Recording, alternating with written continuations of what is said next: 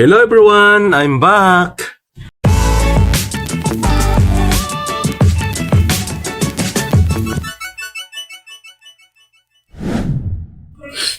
Our topic for today is multiplying monomial. Example number 1, multiply first the numerical coefficient.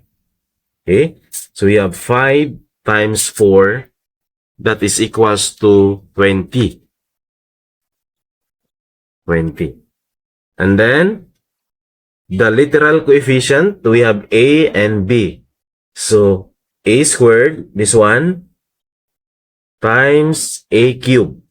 So, applying the product rule, we have A, add the exponent 2 plus 3, that is 5.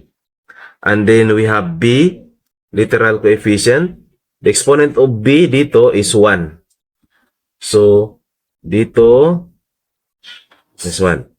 So, we have B.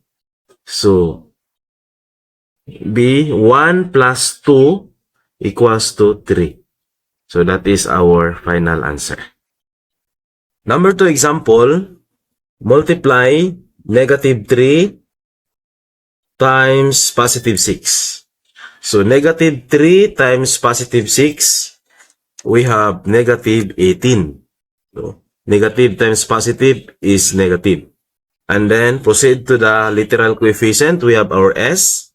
Dito, understood ito, the exponent of S is 1.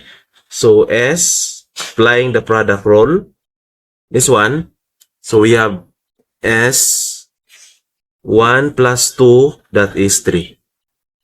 And then, proceed to T. So, literal coefficient T, yan. And then, the exponent of T dito is 1. Dito is 1. So, 1 plus 1. So, we have T.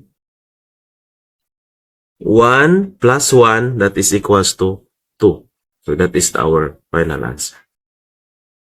Number 3 is we have negative 7 and then negative 3. So, multiply the numerical coefficient. Negative. Okay.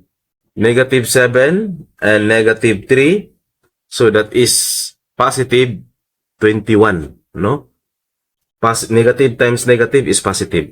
And then, proceed to the literal coefficient. We have 1 dito. Understood ito. Exponent of x is 1. Applying the product rule sa x natin.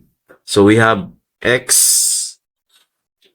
So, ang x natin, 1 plus 2. That is equals to 3. And then, proceed to y. Y natin. Y. Dito, exponent ng y is 2. Dito is 1. Understood? So, we have 2 plus 1.